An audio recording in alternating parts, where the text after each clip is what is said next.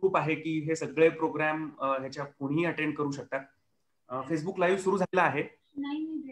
मी गुही सरांचा परिचय करून देतो. डॉक्टर रवींद्र गुही असं त्यांचं नाव. परिचय मी करून द्यायचा प्रयत्न करतोय खरा, पण मलाही त्यांचा तसा नाही आणि मी कोणी मोठा व्यक्ती नाही, परंतु त्यांची महानता विचारली तर ते स्वतःहून सांगणार नाही. त्यामुळं जे काही बिट्स अँड पीसेस मध्ये मला काही माहिती आहे तेवढं मी सांगायचा प्रयत्न करतो. एज्युकेशनल क्वालिफिकेशन त्यांचे असे, त्यांनी MSc फार्माकोलॉजी आणि PhD मेडिसिन केलेलं आहे. प्रेस्टिजियस हाफकिन इन्स्टिट्यूट मधून त्यांनी शिक्षण घेतलेलं आहे. संशोधनही तिथं केलंय आणि हिंदीच्या अनुवादाचा त्यांना अनुभव आहे.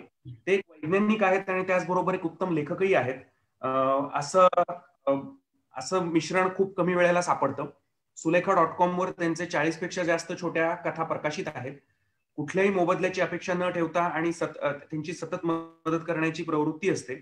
मॉर्फिन हे जे औषध आहे त्याला कायदेशीर, जे सगळ्यात मोठं पेनकिलर आहे वेदनाशामक, त्याला कायदेशीर दृष्ट्या ते सगळ्यांना मिळावं यासाठी त्यांनी सुप्रीम कोर्टापर्यंत जनहितार्थ याचिका नेली होती आणि ती केस जिंकली.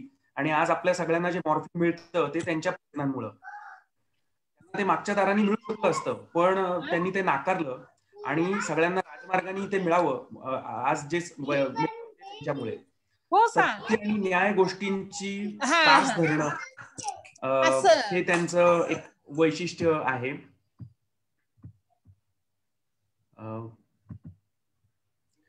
त्याचबरोबर माझं असं वाटतं मला नेहमी की या खोट्या आणि अंधाऱ्या जगात आणि अतिशय स्पर्धा असलेल्या वैज्ञानिक जगात, जिथं चोरी आणि फसवणूक हेच मुख्य नियम आहेत, तिथं प्रामाणिकपणा ही जिथं कविकल्पना आहे, अशा वैज्ञानिक जगात सत्याचा लकाकणारा एक तेजस्वी आणि मोहक असा तारा म्हणजे गुही सर. बौद्धिक चर्चा ज्यांच्याबरोबर एक मेजवानी वाटावी अशी एक व्यक्ती. त्यांच्या ज्ञानाचं आणि व्यासंगाचं ते कधी दडपण येऊ देत नाहीत. ही व्यक्ती हेल्थ मिनिस्ट्रीला मार्गदर्शन करते. औषध कंपन्या, जी जगातली दुसरी मोठी आर्थिक ताकद आहे, ते जर चुकीचं काम करत असतील तर त्यांना घाबरवते आणि ऐतिहासिक कोड जसं न्यूरेमबर्ग कोडला सुद्धा आव्हान देते. जर्मनीमध्ये ते मर्क फेलोशिपद्वारे गेले आणि तिथे काही काळ राहिले. बाजारात उपलब्ध असणाऱ्या क्लिनिकल रिसर्चच्या पुस्तकांमधलं एक अतिशय उत्कृष्ट पुस्तक, क्लिनिकल रिसर्च मधला भारतामधल्या पहिल्या 10 किंवा त्याहीपेक्षा वरचा नंबर असलेली ही व्यक्ती आहे. इन्स्टिट्यूट ऑफ क्लिनिकल रिसर्च, ज्यांनी क्लिनिकल रिसर्च भारतामध्ये आणलं, त्या संस्थेचे ते पहिले डायरेक्टर होते. अशी व्यक्ती भारतात असणं आणि त्याहीपेक्षा पुण्यात असणं यापेक्षा आपलं चांगलं भाग्य ते दुसरं कुठलं. यांना मराठी समजतं आणि ते मराठीत बोलू सुद्धा शकतात, याचा मला खूप आनंद आहे. कदाचित एकदम असखलित ते नाही बोलू शकणार, पण ते अपेक्षितही नाही माझ्या मते, कारण असखलित त्यांचं बोलणं ऐकायचंच असेल तर त्यांचं इंग्रजी ऐकावं. युट्यूबवर त्यांची 4-5 भाषणं उपलब्ध आहेत आणि 2 तर कोविड वरतीच आहेत. एका भाषणात प्रश्न उत्तर त्यांनी मराठीमध्ये दिलेली आहेत. आपल्या सर्व शंका त्यांना मोकळेपणाने विचारा. अभय बंगांनी एक शब्द जीवननिष्ठा नावाचा वापरला होता, ज्याच्यामध्ये ते असं म्हणतात की काही तरुण निर्माण बद्दलची नुसती माहिती घेतात, काही अधिक काम करतात आणि काही तर स्वतःची जीवननिष्ठा प्रकट करतात. तर जीवननिष्ठा ही संकल्पना जशी एखाद्या संकल्पनेबरोबर असते तशीच ती माणसांबरोबर पण असू शकते. आणि जर अशी कुठली 15-20 लोक या जगात आहेत ज्यांच्याविषयी मी जीवननिष्ठा प्रकट करू इच्छितो, तर त्यापैकी गुही सर एक नक्कीच आहेत असं मला वाटतं. इथिकल रिसर्च इनिशिएटिव्ह नावाचा एक ग्रुप त्यांनी पुण्यामध्ये तयार केला, ज्याची कन्सेप्ट अशी की ते गव्हर्नमेंट वरती वॉचडॉग म्हणून ते काम करतात. अतिशय रोखठोक पण बॅलन्स्ड असं त्यांचं मत असतं. अनेक मोठाले नैतिक प्रश्न ते चुटकीसरशी सोडवतात. इतके मोठे तज्ज्ञ असूनही रंगुनी रंगात रंग माझा वेगळा अशी त्यांची वृत्ती दिसते. कुठल्याही तात्कालिक मानात ते अडकून पडत नाहीत, कारण त्यांना दुसरं काहीतरी कदाचित दिसत असावं, जसं एखाद्या डॉक्टरला आतलं काहीतरी दिसतं वरच्या रोगापेक्षा सुद्धा. आणि असं म्हणतात की the eyes do not see what brain do not know. म्हणूनच त्यांना काय दिसतं आणि त्यांना काय वाटतं हे जाणून घेणं फार महत्वाचं आहे, तवा मानला जातो. तर त्यामुळे मी गुही सरांना विनंती करतो की त्यांनी त्यांचं व्याख्यान सुरू करावं. धन्यवाद डॉक्टर अभिजित. अतिशय उत्तमपणे परिचय करून दिला आणि खरंच मराठी विज्ञान परिषदेच्या व्यासपीठावर असे उत्तम असे व्यक्तिमत्व असलेले, ज्ञान असलेले, अनुभव असलेले वक्ते आम्हाला लाभतात, हे आमचं खरंच भाग्य आहे. पुढे जाण्याच्या आधी मी फक्त 2 निवेदन करू इच्छितो की पुढील कार्यक्रम सगळ्यांचा आवडता 23 तारखेला रविवार प्रयोगात्मक विज्ञान यावर एक कार्यशाळा होणार आहे पिंपरी चिंचवड सायन्स पार्क पुणे. आणि मराठी विज्ञान परिषद पुणे आणि ग्रामीण विज्ञान परिषद असं असं मिळून हा कार्यक्रम होणार आहे. दीपक आडगावकर यांना यामध्ये त्यांचं मार्गदर्शन असणार आहे. 25 तारखेला आपण एक नवीन मालिका सुरू करतोय. विज्ञानाचा वापर करून आपली क्रयशक्ती कशी वाढवता येईल. त्यातली पहिली माला राजेंद्र कुमार सराफ गुंफणार आहेत आणि विषय असणार आहे पाककलेतील विज्ञान. 5 जूनला जागतिक पर्यावरण दिन आहे आणि त्यानिमित्त एक भाषणमाला आम्ही आयोजित करतोय. त्या भाषणमाल्यामध्ये जे प्रत्यक्षात रिस्टोरेशन ऑफ इकोसिस्टम कार्यक्रम राबवलाय, उपक्रम राबवलाय, त्यांना बोलावणार आहे. उदाहरणार्थ पाषाण तलाव याचं केलेलं रिस्टोरेशन, त्यानंतर ऑलिव्ह टर्टल्सचं केलेलं संवर्धन, अशा अनेक राष्ट्रीय आणि आंतरराष्ट्रीय कीर्तीचे लोक यामध्ये येणार आहेत. कृपया त्यामध्ये सहभागी व्हा. तुम्हाला त्याची माहिती देण्यात येईलच. आता मी आजचे वक्ते डॉक्टर रवींद्र घोई सरांना विनंती करतो की त्यांनी आपल्या भाषणाला सुरुवात करावी. Doctor Ravindra Ghoi. Thank you very much. मी मराठी विज्ञान परिषदेचा आभारी आहे की तुम्ही मला बोलवलं. श्री जाधव, निलंगाताई राजूरकर, श्री संजय, श्री विनय, या सगळ्यांना माझे थँक्स ह्याच्याबद्दल. माझं मराठी तेवढं चांगलं नाही आहे आणि कारण साधंसं कारण आहे की मी कधी मराठी शिकलो नाही आणि कधी म्हटलं हे एवढं सायन्स मराठीत बोलणं अद्याप कधी मी प्रयत्न केला नाही. तर हा पहिला प्रयत्न आहे. चूक झाल्यास क्षमा असावी. आपण गेले 1 वर्षपेक्षा जास्त दिवस झालेत, आता ऑलमोस्ट 1.25 वर्ष झाले आपण या कोविडच्या महामारी बरोबर झुंजतोय. मला नाही वाटत की आपल्या कोणाच्या आयुष्यात असा प्रसंग पहिल्यांदा आलेला होता. फार पूर्वी एक असे प्रसंग आले होते पण त्यावेळेला आपण नव्हतो. तर हा पहिला प्रसंग आहे. आपण ह्याला सामोरे जातोय. हा जो रोग आहे हा एका विषाणू किंवा अतिसूक्ष्म जीवाणू ज्याला म्हणतात, ज्याला आपण इंग्रजीत व्हायरस म्हणतो आणि जो शब्द आता सगळ्यांना माहिती आहे व्हायरस, त्यामुळे होतो. कोविडचा जो व्हायरस आहे त्याचे भाऊबंधक आहेत. म्हणजे हा काय अगदी नवीन असा व्हायरस नाही आहे. सार्स नावाचा एक आजार होता, सिरियस अॅक्यूट रेस्पिरेटरी सिंड्रोमचा, आणि दुसरा एक मर्स नावाचा होता, मिड ईस्टर्न रेस्पिरेटरी सिंड्रोम.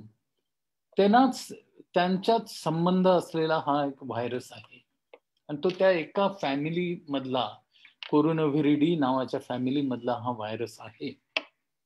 हा आपल्याला आता त्रास देतोय. हा एका व्यक्तीपासून दुसऱ्या व्यक्तीपर्यंत नाकातोंडातून बाहेर पडणाऱ्या तुषारापासून, त्या तुषारामधून हे जीवाणू विषाणू जातात. आता हे जे तुषार आहेत ह्यांच्यावरती अभ्यास केलेला आहे. ते तोंडातून एकदा बाहेर पडले की ते किती वेगानं बाहेर पडतात आणि त्यांच्या वजनाप्रमाणे ते किती दूर जाऊ शकतील ह्याची अभ्यास झालेला आहे. म्हणून त्यांनी असं म्हटलंय की कमीत कमी 6 फूट दूरी ठेवा एकमेकाशी. कालच्याच रिपोर्टमध्ये असं आलंय की 10 फुटापर्यंत जाऊ शकतात. तेही खरं आहे. जर तो तुषार लहान असले तर ते जास्त दूर जातील, मोठे असले तर जास्त दूर जाणार नाही. म्हणून जेवढी आपण एकमेकापासून दूरी ठेवू तेवढे आपण एक स्वतःला आणि दुसऱ्याला सेव्ह करू शकू. मागच्या महिन्यात लॅन्सेट मध्ये एक आर्टिकल आलं होतं ज्याच्यात त्यांनी म्हटलं की हे जे विषाणू आहेत हे हवेच्या माध्यमातून सुद्धा पसरतात. त्याच्यामुळे बरीच लोकांच्यात भीती वाढली होती. मलाही वाटलं की हे जर हवेतनच पसरणारे असले तर मग आपण मास्क घालणं, हात धुणं हे सगळं बेकार होईल, यांना काही अर्थ नाही राहणार. पण मला नाही वाटत असं झालेलं आहे. लॅन्सेटमध्ये एक आर्टिकल आलं होतं, पण अशी आर्टिकल्स येत असतात, तुम्ही रोज वाचत असाल. रोज एक नवीन प्रयोग होतो, रोज एक काहीतरी नवीन होतं. सगळं काही खरंच तसंच असतं असं काही नाहीये. तर हा आला कुठनं? जेव्हा असे रोग एकदम तयार होतात, जसं 50-60 वर्षापूर्वी असाच HIV हा रोग आला. तो आधी कधीच नव्हता माणसात. तो एकदम एक 50-60 वर्षापूर्वी एकदम तयार झाला. तर हा कुठनं तरी नक्की आला आणि माणसात आला. तज्ञांनी असं काढलंय की हा एखाद वेळेस वटवाघळातनं आलेला आहे. आणि आपल्याला सगळ्यांना माहिती आहे की हा वुहान, चायनामधल्या वुहानमध्ये पहिल्यांदा नजरेला आला. ह्याच्याबद्दल काही असं म्हटलं जातं की चायनीज लोकांनी वटवाघळ खातात म्हणून तो माणसांच्यात आला, किंवा वटवाघूळ माणसाला चावलं त्याच्यामुळं आला असेल. काही लोकांचं असंही म्हणणं आहे की चायनाच्या एका लॅबोरेटरीमध्ये एक्सपेरिमेंट्स करताना हा विषाणू तयार झाला आणि तो चायनाने रिलीज केला. त्याच्याबद्दल चायनीज लोकांचं मत वेगळं आहे, अमेरिकनचं मत वेगळं आहे. आता अजून त्याच्याबद्दल तर्क आणि त्याच्याबद्दल आर्ग्युमेंट्स चालू आहेत. आपल्याला नक्की काही माहिती नाही. जो मिडल ईस्टर्न रेस्पिरेटरी सिंड्रोम होता तो उंटांच्या थ्रू आला होता. मिड ईस्ट मध्ये उंट खूप आहेत, पण आपल्याला हा जो व्हायरस आहे हा उंटांच्या पासून नसेल तर वटवाघळापासून डायरेक्टली माणसाकडे आला असावा.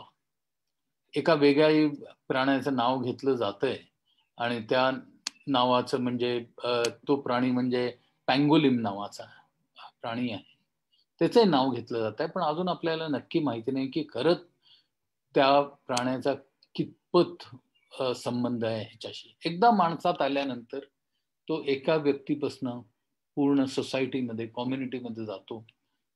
एका व्यक्तीपासून बाकीच्या पेशंट्सकडे, घरांच्यात वगैरे सगळीकडे जातो. हा असा पसरलेला रोग आहे. आता जेव्हा एखाद्या जनावराच्या थ्रू येतं तर आपल्या जवळपासही काही जनावरं असतात, नेमली कुत्री आणि मांजरं. तर त्यांचा कितपत संबंध आहे ह्याच्याशी. WHO सगळ्या प्रयत्नांच्या एक्सपेरिमेंट्स मध्ये हे कळलंय की कुत्र्यांच्यात आणि मांजरांच्या मुळे हा रोग काही पसरत नाही. तसं तुम्ही वाचलं असेल, मागच्या महिन्यात एक वर्तमानपत्रात एक न्यूज आली होती की हैदराबादमध्ये सिंहांना 6 का 8 सिंहांना कोविडचं इन्फेक्शन झालं होतं. पण त्याच्यानंतर मी काही वाचलं नाही की ते सिंह कसे आहेत, आता ते बरे आहेत का काय आहे, किंवा ज्या माणसांनी त्या सिंहाचं सॅम्पल घेतलं असेल, सिंहाच्या नाकात तो कापूस घालून तो जे सॅम्पल गोळा केलं असेल त्याची तब्येत आता कशी आहे ते मला काही कल्पना नाहीये. म्हणून त्याच्या पुढे काही झालेलं असं काही वाटत नाही आहे. WHOच्या म्हणण्याप्रमाणे ह्या घरगुती प्राण्यांच्या पासून आपल्याला काही तेवढी भीती नाही आहे. ह्या प्राण्यांच्या थ्रू काही हा रोग येत नाही. आता बरेच वेळेला लोक जनरली बोलतात की हा आपण व्हायरस कसा मारू शकतो. पहिली गोष्ट आपण हे लक्षात ठेवावं की विषाणूंमध्ये संजीवनाची कुठलीही वैशिष्ट्ये आढळून येत नाही. म्हणून व्हायरस ही जिवंत वस्तूच नाहीये, म्हणून त्याला मारण्याचा प्रश्न येत नाही. पण व्हायरसचं एक पर्टिक्युलर स्ट्रक्चर आहे, त्याला आपण तोडू शकतो. आणि त्याला तोडण्यासाठी आपण सगळ्यांनीच ऐकलंय की साबण वापरता येईल. साबणाने हात धुतले 20 सेकंद तर ते विषाणू डिस्ट्रॉय होतात, नाश होतो त्यांचा. किंवा जर आपण आपल्या हातावरती अल्कोहोल 70% पेक्षा जास्त अल्कोहोल टाकलं तर त्यांचा नाश होतो. तर का होतो हा? तर व्हायरसमध्ये प्रोटीनचे स्पाइक्स आहेत आणि त्याची जी मेम्ब्रेन आहे ती लिपिड म्हणजे तेलकट एक पदार्थाची केलेली आहे. आता आपल्याला माहिती आहे की तेल आणि पाण्याचं मिश्रण होत नाही, पण त्यांच्यात साबण घातला तर तेल आणि पाणी मिक्स होतात आणि त्याच्यामुळं साबणामुळं हे हा तेलकट पदार्थ निघू शकतो आणि व्हायरसचा नाश होतो. तसंच आणखी एक केमिकल आहे, सोडियम हायपोक्लोराइड म्हणतात. त्यांनी विषाणू नाश करायचा ते वापरता येतं केमिकल, पण हातावरती वगैरे नाही वापरता येत कारण ते तेवढं सेफ नाही आहे. ते बरंच करोजिव्ह आहे, त्याच्यामुळं आपल्या त्वचेला वगैरे हार्म होतो. बरेच दरवेळेला पेपरमध्ये येतात, आपण सगळीकडे ऐकतो की ह्याचे म्युटेशन्स होत आहेत, उत्परिवर्तन होत आहे, की स्वतः ते व्हायरसमध्ये बदल होतो. त्याची इन्फेक्टिव्हिटी म्हणजे ते किती लोकांना संक्रमित होईल किंवा ते किती आजार तयार करेल ह्याच्यात फरक पडतो. त्याच्यामुळे बरीच भीती अशी निर्माण होते आणि दरवेळेला रेडिओवरती टीव्हीवरती असं सांगितलं जातं नवीन म्युटंट आला. आता नवीन म्युटंट आला म्हणजे सगळे लोक घाबरतात, पण असं काय घाबरायची गरज नाही आहे, कारण वेगवेगळे म्युटंट्स असतातच. आपलं जे व्हायरस ज्याच्यामुळं आपल्याला सर्दी होती त्याचे 250 ते 300 म्युटंट्स आहेत आणि ते सगळ्यांना माहिती आहेत. तसेच वेगवेगळ्या कुठल्याही जंतूचे नेहमी म्युटंट्स असतातच. जनरली म्युटंट जेव्हा होतो तयार तेव्हा तो म्युटंट वाईट असतो असं म्हणणं ठीक नाही. कधी कधी तो म्युटंट चांगलाही निघू शकतो, कारण म्युटेशन जे होतं ते कुठल्या एका विचाराने होत नाही, ते आपलं आपोआप होतं. माझं असं मत आहे की हे म्युटेशन होत होत शेवटला हा व्हायरस असा बनेल की तो आपल्याबरोबर आरामात राहू शकेल, आपणही जगू आणि तोही जगेल. एक गोष्ट लक्षात ठेवावी की व्हायरस माणसाच्या शरीराबाहेर जिवंत जास्त वेळ राहू शकत नाही. व्हायरसला जर मल्टिप्लाय करायचं असलं तरी त्याला माणसाची गरज पडते. तर व्हायरसनी माणसांना मारून व्हायरसचा काही फायदा होणार नाही. आणि कुठलीही बायोलॉजिकल गोष्ट स्वतःच्या फायद्यासाठी बघत असते. झाड म्हणा, विषाणू म्हणा, काही म्हणा, ते सगळे स्वतःच्याच फायद्याचं बघत असतात. तर मला वाटतं हे काही दिवसानंतर, वर्षानंतर मानवाबरोबर ह्या व्हायरसची मैत्री होईल. हे व्हायरसही जगेल आणि माणूसही जगेल, अशी असा माझा विचार आहे. आता आत्ताच्या परिस्थितीत बऱ्याच लोकांना, काही लोकांना ह्याची जास्त रिस्क आहे, जोखीम. ज्या लोकांना आधीच डायबिटीस किंवा रक्तदबाव, आपण ब्लड प्रेशर ज्याला म्हणतो, किंवा दमा, अस्थमा, COPD हा एक अस्थमासारखाच एक फुफ्फुसांचा रोग आहे, किंवा कॅन्सर, कर्करोग आणि इतर ऑटो इम्युन डिसीजेस ज्यांना आपण म्हणतो जे आहेत, ज्या लोकांना हे असे डिसीजेस आहेत त्यांना जास्त रिस्क आहे कोविड पासून. आम्ही जो एक पुण्यात एक अभ्यास केला होता 6-8 हॉस्पिटल्समध्ये, त्यात आम्ही 1035 पेशंट्स कोविडचे जे हॉस्पिटलमध्ये ऍडमिट झालेले होते त्यांचा अभ्यास केला. तर त्यांच्यात आम्हाला एक लक्षात आलं की जर असे इतर रोग नसले तर किमान 4% मृत्यू होता. म्हणजे हे हॉस्पिटलाइज झालेल्या लोकांचे, सगळ्यांचे नाही, फक्त हॉस्पिटलमध्ये असलेल्या. ते पुढे मी त्यांना सांगेन. पण ज्या लोकांचा मधुमेह आहे त्यांच्यात रिस्क वाढते आणि एक 10% लोक मरतात. परत ज्यांना रक्तदबाव आहे, हायपरटेन्शन किंवा ब्लड प्रेशर आहे, त्यांच्यात सुद्धा एक 10% लोक मरतात. पण ज्या लोकांना डायबिटीस आणि हायपरटेन्शन दोन्ही एकत्र आहे त्यांना तर फारच घातक आहे, कारण त्यांच्या तशा लोकांच्यात 20% लोकांचा मृत्यू आम्ही बघितलेला आहे. हा आपल्या शहरात बघितलेला आहे.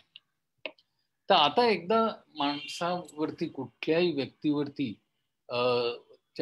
त्याच्या आत व्हायरस घुसलं किंवा आत आलं तर काय होतं? कमीत कमी एक 4 ते 5 दिवस लागतात जेव्हा त्याचे पूर्ण इफेक्ट्स आणि सिम्पटम्स ज्याला आपण म्हणतो ते दिसायला लागतात. आणि व्हायरस आतल्या आत वाढत जातं. ते एक 6 ते 7 दिवसापर्यंत ते अगदी वर्चस्व गाठतं आणि नंतर ते खाली यायला लागतं आणि ते निघून जातं. तसेच जे आपल्याला जे त्रास होत असतात, सिम्पटम्स, ते वाढत जातात आणि ते कमीत कमी 8 दिवसाच्या नंतर ते सगळे कमी व्हायला लागतात आणि 14 दिवसापर्यंत ते सगळं काही गायब होतं. त्याच वेळेला काही लोकांना ज्यांना जास्त त्रास व्हायला लागतो तो 5व्या दिवसापासनं, हा 5वा दिवस जो आहे तो अतिशय क्रिटिकल दिवस आहे. ह्या दिवसानंतर या तर माणूस लगेच बरा होईल, नाहीतर तो पर्सन होईल. आणि युजली हॉस्पिटलायझेशन ह्या वेळेला होतं की त्याची तब्येत आणि खालावत जाते आणि त्याला हॉस्पिटलमध्ये जावं लागतं आणि मग त्याची सिम्पटम्स वाढत जातात. प्रतिकार करण्याची शक्ती जी त्याच्यात येते अँटीबॉडीमुळं, ती अँटीबॉडी कमीत कमी 7व्या दिवशी ती सुरू होते वाढायला आणि ती अँटीबॉडी कंटिन्युअसली वाढत जाते. आता ती किती दिवस राहील हे नक्की सांगता येत नाही, कारण अजून ते ठरलेलं नाही की कोविड झाल्यामुळं जी आपल्याला इम्युनिटी जी वाढते ती किती दिवस टिकेल. मी हे काही म्हणजे ऑलमोस्ट मागच्या वर्षापासून मी नेहमी दर 15 दिवसाला किती केसेस झाल्या, किती मृत्यू झाले भारतात, इतर जगात, हे मी मार्क करत आलोय. एक्सेल शीट मध्ये मी मेंटेन केलेलं आहे आणि त्याच्यावरनं मी हे ग्राफ्स काढलेले आहेत. मागच्या वेळेला जेव्हा पहिली लाट किंवा वेव आली होती इथं आपल्याकडे समवेअर इन जून मागच्या वर्षी, त्यावेळेला आपल्या देशात फारच कमी केसेस होत्या compared to the rest of the world. बाकीच्या जगात खूप केसेस जास्त होत्या. पण ह्या वर्षी जी लाट आली आहे, ह्या वेळेला जे जगातल्या ज्या केसेस वाढत आहेत त्या बऱ्याचशा भारतामुळे वाढत आहेत, कारण भारताची लोकसंख्या एवढी आहे आणि आपल्याकडे केसेस वाढल्या की जगाची व्हॅल्यू सुद्धा वाढत जाते. पण तरी पण एक लक्षात ठेवा की पूर्ण जगात ज्या केसेस आहेत त्या भारताच्या कमीत कमी दुप्पट केसेस आहेत, हे विसरू नये कधी. बरं, मृत्यू जर बघितला आपण तर भारतात मृत्यू फार कमी आहे. आणि ह्याचा एक स्पेशल एक गोष्ट आहे की आता सुद्धा जेवढ्या केसेस बराबर वाढल्या आहेत, मार्च एंडच्या नंतर ज्या एप्रिलमध्ये ज्या बराबर केसेस वाढल्या आहेत, मृत्यू तेवढे वाढले नाहीये. नेहमीपेक्षा जरा जास्त झाले, पण तेवढे जगाच्या बरोबरीनं नाही झालेले आणि बरेच आपल्याकडे कमी मृत्यू आहे. पण ह्याच्यात एक मजेशीर गोष्ट तुम्ही लक्षात ठेवावी की टोटल केसेस इतक्या झाल्या हा विचार करणं व्यर्थ आहे, कारण भारताची लोकसंख्या एवढी मोठी आहे. ह्या मॅपमध्ये तुम्हाला दिसेल की भारताच्या कुठल्या प्रांतात कुठला देश, कुठल्या देशाची पूर्ण लोकसंख्या फिट होते. हा एवढा आपला अवाढव्य, ही एवढी अवाढव्य लोकसंख्या आहे. आता जर आपण विचार केला की इन्फेक्शन आपल्याकडे कुठल्या रेटने होतं, तर आपण ते कॅल्क्युलेट करायला पाहिजे की केसेस पर मिलियन म्हणजे 10 लाख लोक 10 लाख 1 मिलियन 10 लाख लोकांच्या मध्ये किती केसेस झाल्या, आणि ते जर आपण बघितलं तर आपल्याकडे सगळ्यात कमी केसेस झालेल्या आहेत. अमेरिकामध्ये आपल्यापेक्षा कमीत कमी 6 ते 7 पट जास्त केसेस झालेल्या आहेत.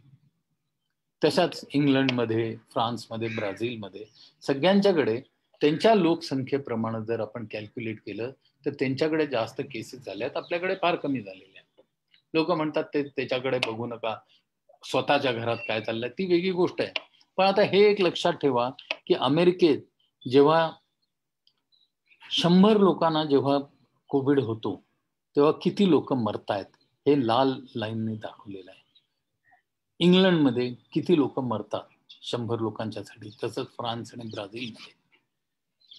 भारतात जर 100 लोकांना कोविड झाला तर 1.8 हा मृत्यू होतो. पण जर अमेरिकेत कोविड कोणाला झाला तर त्यांच्यापैकी 2च्या दरम्यान मृत्यू, 2 लोक मरतात.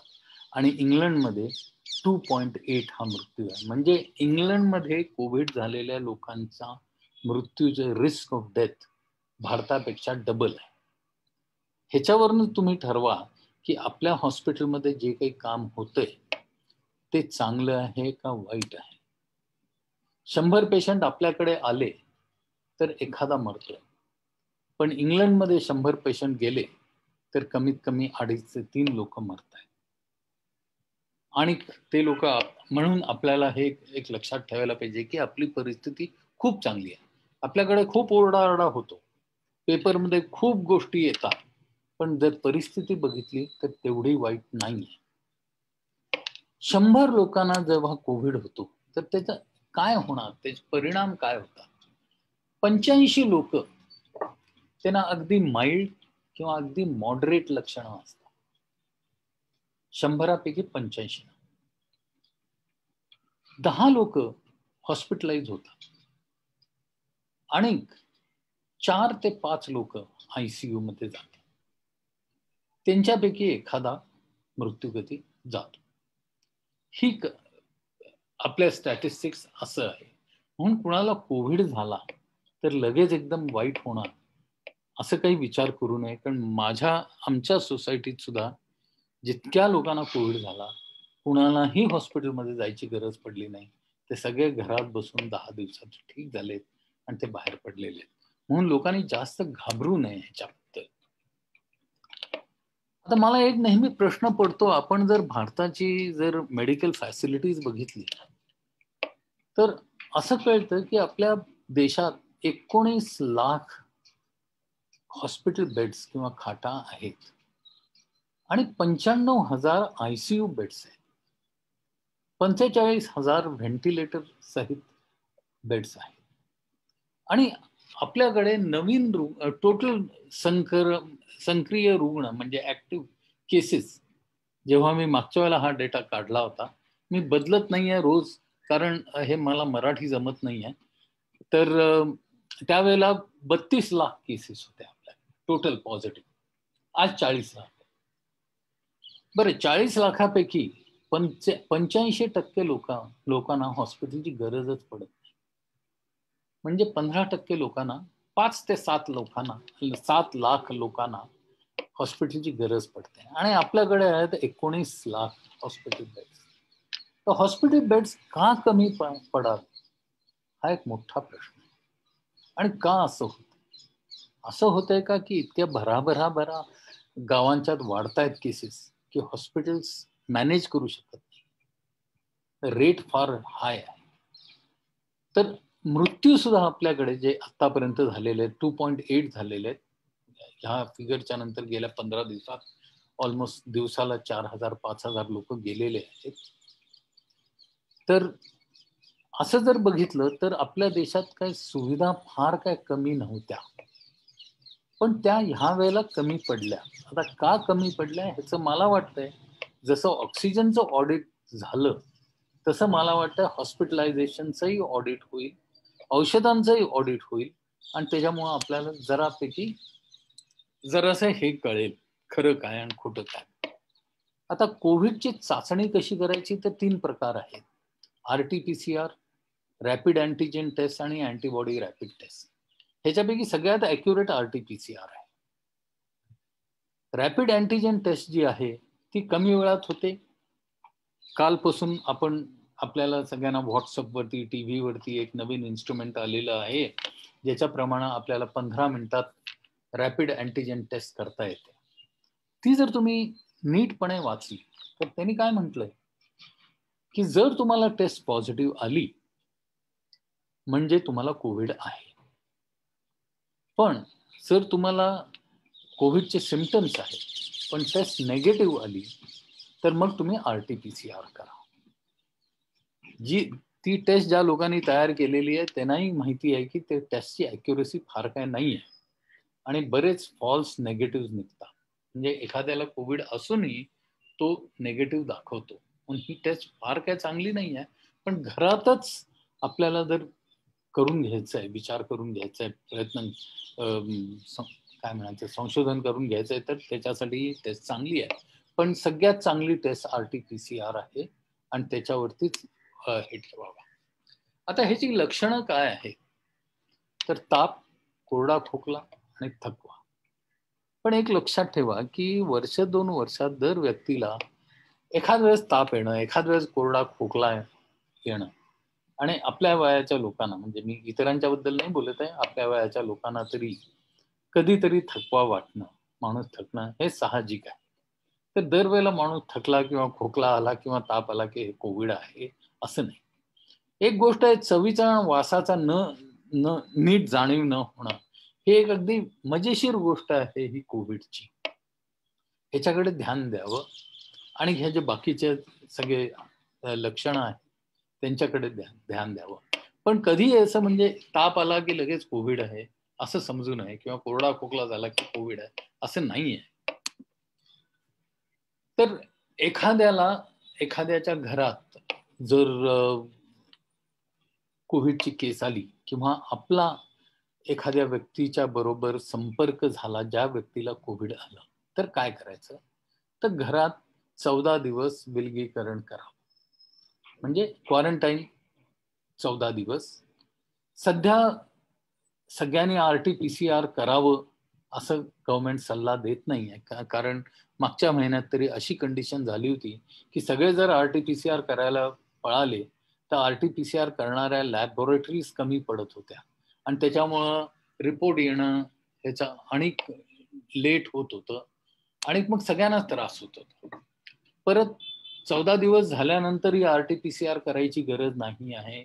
हॉस्पिटलमधनं पेशंटला जेव्हा ते डिस्चार्ज करतात तेव्हाही RT-PCR करत नाही आहेत एकदा, कारण माहिती आहे की 14 दिवसात रोग बरा होतो. तर जर कॉम्प्लिकेशन झाले नाही तर मग परत RT-PCR करायची गरज नाही. आणि जर लोकांचा जीव वाचवायचा असेल तर रुग्णालयात काही कारणाशिवाय जाऊ नये. परत जोपर्यंत अगदी खरंच गरज पडत नाही तोपर्यंत रुग्णालयात भरती व्हायचा प्रयत्न करू नये. एक गोष्ट आहे की आपले लोक अतिशय स्वार्थी वागतात की सगळीकडे ऑक्सिजनचं जेव्हा मागच्या महिन्यात किंवा ह्या महिन्याच्या सुरुवातीला जेव्हा ऑक्सिजनची कमी सगळ्यांना वाटायला लागली, सगळे लोक विचार करत होते की आपण एक ऑक्सिजन सिलेंडर घेऊन विकत आणून ठेवावं. असं जर लोकांनी केलं तर ऑब्व्हियसली ऑक्सिजनची शॉर्टेज पडेल. परत त्याच्यानंतर रेमडेसिवीरचं हेच झालं. काही लोकांनी काही कारणाच्या शिवाय रेमडेसिवीर विकत घेऊन घरात ठेवलं आणि मला वाटतंय आता पुढच्या आठवड्यात एम्फोटेरेसिन बीचं हेच होणार आहे. जे नवीन म्युकोर मायकोसिस हा जो नवीन प्रकार सुरू झालेला आहे, अन इन्फेक्शन, मायकोटिक इन्फेक्शन जे सुरू झालेलं आहे आणि त्याच्यासाठी औषध आहे एम्फोटेरेसिन बी. ते एम्फोटेरेसिन आता लोक विकत घेऊन घरात ठेवतील, केमिस्ट लोक ते लपवतील, सगळ्या भानगडी होतील. पण हे न केलं तर बरं. ज्याला गरज आहे त्याला हे औषध मिळावं. उगीच बाकीच्याने औषध ते गोळा करून ठेवलं तर त्या औषधाचं शॉर्टेज होईल. तर रुग्णालयात केव्हा दाखल व्हावं? शरीराचा तापमान जर खूप जास्त असला, 5 दिवसानंतर कमी होत नाही, श्वासाला त्रास व्हायला लागला तर व्हावं, किंवा ऑक्सिजन सॅच्युरेशन, तर सगळ्यांच्या घरात पल्स ऑक्सिमीटर्स आहेत. ऑक्सिजन सॅच्युरेशन 94 काय इव्हन 92च्या खाली जर खाली आलं तर हॉस्पिटलकडे जावं. ब्लड टेस्ट केल्यानंतर जर डी डायमर आणि CRP ह्या 2 व्हॅल्यू जर जास्त आल्या तर काळजी करण्यासारखं आहे. बाकीच्या ज्या सगळ्या ब्लड व्हॅल्यूज असतात, RBC, WBC, त्यांचा काही जास्त एवढा संबंध नाही आहे. पण जास्त इम्पॉर्टंट डी डायमर, जी रक्त गोठण्याच्या पद्धतीशी संबंधित एक केमिकल आहे, आणि CRP हे दुसरं केमिकल आहे जे इन्फ्लेमेशन सांगतं. ह्या 2 गोष्टी जर वाढल्या तर त्यांच्याकडे जरा हॉस्पिटलच्याकडे धाव घ्यावी. एक साधीशी गोष्ट आहे की जर पेशंटची ऑक्सिजन सॅच्युरेशन चांगलं असलं, 97, 96, 97 असलं, तर त्याला घरातल्या घरात या खोलीतल्या खोलीत 6 मिनिटं भराभर चालायला सांगावं. जर ह्या 6 मिनिटात त्याला धाप लागली नाही तर चांगलं, आणि जर धाप लागली तर थांबावं. जर धाप लागली नाही तर 6 मिनिटानंतर त्याचं ऑक्सिजन सॅच्युरेशन परत चेक करावं. जर 94च्या वरती असेल किंवा 5 पॉइंटपेक्षा जास्त जर खाली गेलं नसलं तर काळजी करू नये जास्त, त्याला घरी ठेवावं, हॉस्पिटलमध्ये जाण्याची गरज नाही. पण जर 5 पॉइंटपेक्षा जास्त ऑक्सिजन खाली येत असेल तर मग हॉस्पिटलकडे जरूर जावं. घरात तुम्ही काय उपचार करणार आहे? त्याला चांगला आहार द्या, स्वच्छ विलगीकरण करा. लोक म्हणतात की डी व्हिटॅमिन द्यावं. जनरली डी व्हिटॅमिनचा इम्युनिटीशी संबंध असतो, म्हणून डी व्हिटॅमिन लेव्हल्स मेंटेन करावेत. पण डी व्हिटॅमिनमुळं पेशंट लगेच बरा होईल असं नाही. पण डी व्हिटॅमिन लेव्हल जर ठीक राहिलं तर कॉम्प्लिकेशन्स कमी होतील. शरीराचं तापमान मेंटेन करण्यासाठी पॅरासिटामॉल घ्यायला काहीच हरकत नाही. दिवसातनं कमीत कमी 3दा घ्यावं. लोक काय करतात, एकदा घेतात आणि म्हणतात की मला परत ताप आला. हे औषध दिवसातनं 3दा तरी घ्यावं लागतं. बरं, खोकला येणं किंवा सर्दीसारखं होणं त्याच्यासाठी सेट्रिझिन 10 मिलीग्रॅम रात्री झोपताना घ्यावं. खोकल्यासाठी कुठलाही कप सिरप घ्यावं. परत जर श्वासाचा थोडा बहुत त्रास होत असला तर अस्थमासाठी जी औषधं वापरतो ही लिस्ट मी दिलेली आहे. ह्याच्यापैकी एखादं घरात ठेवायला काही हरकत नाही. माझं असं म्हणणं नाही की डॉक्टरच्या सल्ल्याच्या शिवाय तुम्ही हे वापरा. पण जर रात्री बेरात्री जर श्वासाचा त्रास सुरू झाला तर हे एखादं औषध असलं तर ते सकाळपर्यंत तरी तुम्हाला मदत करू शकेल. भारत सरकारने एप्रिलमध्येच ही शिफारस केली आहे की जे आपण इन्हेलर म्हणतो हे इन्हेलर घरात वापरता येतात. ही त्यांनी 23 एप्रिलला भारत सरकारने ही घोषणा आणि शिफारस केलेली आहे. जर एखाद्या तुमच्या पेशंटला श्वासोश्वासाला जास्त त्रास व्हायला लागला तर त्याला असं झोपवा, पोटावरती झोपवा. 15-20 मिनिटं पोटावरती झोपवल्यामुळं त्याचा ऑक्सिजनचं स्तर वाढतं आणि त्याचा श्वासोश्वासाला आराम मिळतो. दिवसातनं हे 3-4दा करता येतं. ह्याला अवेक प्रोनिंग म्हणतात आणि हे सगळीकडे केलं जातं. काही अशी औषधं आहेत ज्यांच्याबद्दल बरीच कॉन्ट्रोवर्सी आहे. ॲझिथ्रोमायसिन, डॉक्सीसायक्लिन नावाची 2 अँटीबायोटिक्स आहेत. खरं तर कोविडचा जो विषाणू आहे तो एक व्हायरस आहे. अँटीबायोटिक्स व्हायरसवरती काम करत नाही. पण एकदा व्हायरल इन्फेक्शन झालं आणि त्यांनी जेव्हा फुफ्फुसावरती अटॅक करायला लागले की मग बॅक्टेरियल इन्फेक्शन सुद्धा होतात. म्हणून त्याच्यासाठी ॲझिथ्रोमायसिन, डॉक्सीसायक्लिन घेतलं जातं. आयव्हरमॅक्टिन नावाचं एक औषध आहे जे पोटात होणारे किडे म्हणतो आपण, इन्फेस्टेशन्स, त्याच्यासाठी वापरलं जायचं. बऱ्याच स्टडीजमध्ये असं दिसलेलं आहे की आयव्हरमॅक्टिनचा फायदा होतो. बऱ्याच स्टडीजमध्ये असं दिसलंय की आयव्हरमॅक्टिनचा फायदा होत नाही. तेही खरं आहे. आत्तापर्यंत गव्हर्नमेंट असं म्हणतं की आयव्हरमॅक्टिन घ्यायला काही हरकत नाही. काही गव्हर्नमेंट्सनी तरी ओपनली हे केलेलं आहे की आयव्हरमॅक्टिन घ्यावं. आता प्रश्न आले ह्या औषधाचे रेमडेसिवीर, ज्याच्याबद्दल आपल्या देशात इतका ओरडाआरडा झालेला आहे. हे रेमडेसिवीर घेण्यात काही अर्थ आहे का? अगदी पहिल्यांदा जेव्हा चायनामध्ये ट्रायल झाली तेव्हा त्यांनी म्हटलं की रेमडेसिवीरचा काही फायदा नाही.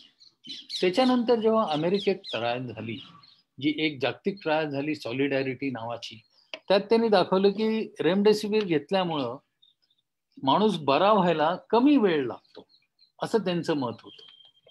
परत जेव्हा इतर ट्रायल झाल्या तेव्हा त्यांना एवढे चांगले इफेक्ट सापडले नाही. कालच्याच ह्याच्यात न्यूजमध्ये असं होतं की WHO ने ही डिक्लेअर केलेलं आहे की रेमडेसिवीरचा कोविडमध्ये जास्त फायदा नाही आहे आणि रेमडेसिवीर वापरू नये. तर आता तुम्ही विचार करा की गेले जे 2 महिने जे रेमडेसिवीर वरती लोक धावपळ करतायत त्याला काही अर्थ नव्हता. ते सगळं व्यर्थ होतं. काही लोक चायनीज स्टडीज मध्ये असं दिसलंय की रेमडेसिवीर ज्या तऱ्हेनं आपल्या बॉडीवरती ऍक्ट करतं तर ते जे प्रोटीन आहे, पॉलीप्रोटीन नावाची एक केमिकल आहे, ते ईस्ट एशियन्स मध्ये आणि अमेरिकन्स मध्ये वेगळं असतं. म्हणून जे चायनीज लोकांचं हे म्हणणं आहे की एखाद वेळेस रेमडेसिवीर अमेरिकन लोकांच्यासाठी फायदेमंद असेल पण चायनीज लोकांच्यासाठी फायदेमंद नाही आहे. भारतीय लोकांच्यासाठी सुद्धा ते काही जास्त फायदेमंद दिसलेलं नाहीये.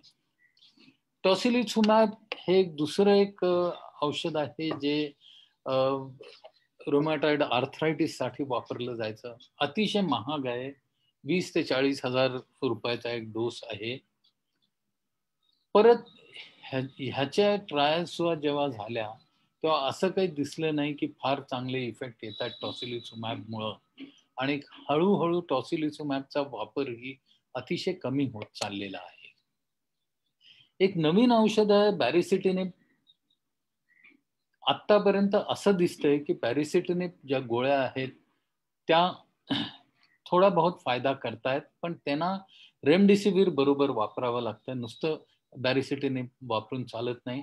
ह्या गोळ्यांच्या 4 गोळ्यांच्या एका पॅकची 12,500 किंमत आहे. पण मला नाही वाटत की ह्या गोळ्यांचा तेवढा मोठा इफेक्ट आहे की ते माणसाला वाचवू शकतील. एक नवीन औषध आहे मोलनुपिराव्हिर.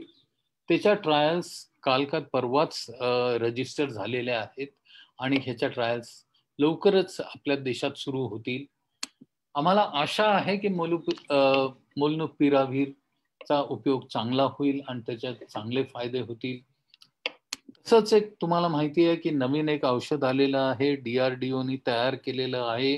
त्याला 2DG म्हणतात, 2-deoxyग्लुकोज.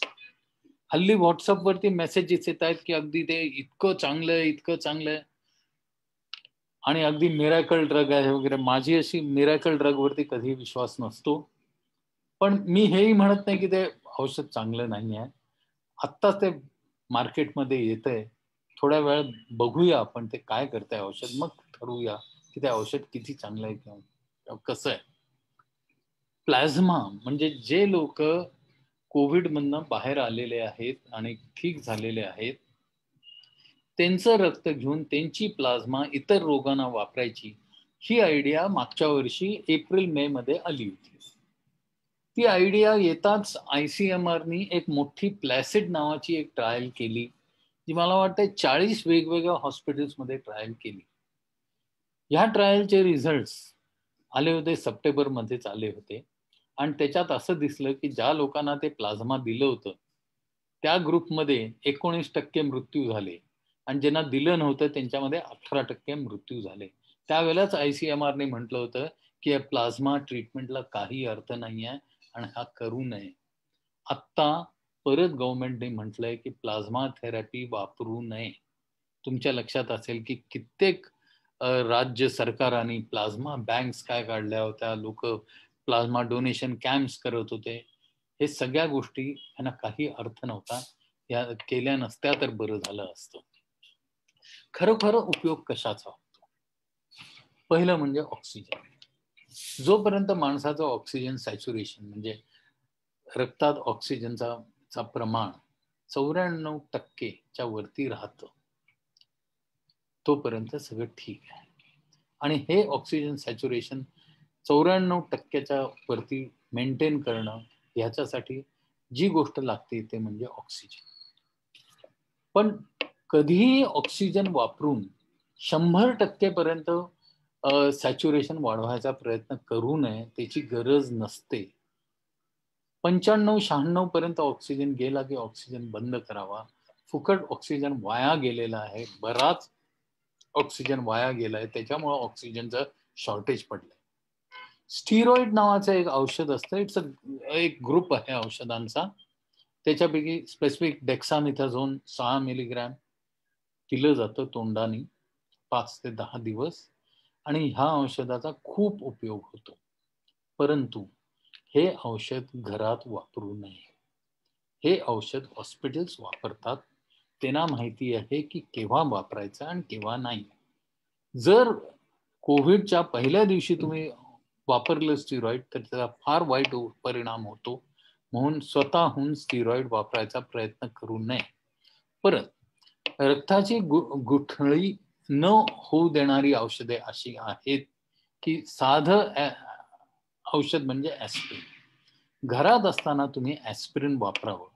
तसंच आम्ही तर हेच म्हणतो की दर व्यक्ती जी 45 वर्षाच्या पेक्षा जास्त असेल त्यांनी दररोज एक ऍस्पिरिनची गोळी, म्हणजे मी मोठी ऍस्पिरिनची नाही, डिस्प्रिनची नाही, पण एकोस्प्रिन किंवा मिनीस्प्रिन, ज्याच्यात ऍस्पिरिन फक्त 75 किंवा 100 मिलीग्रॅम असतं, ती गोळी रोज एक घ्यावी. हार्ट अटॅकचा दर 25% कमी होतो.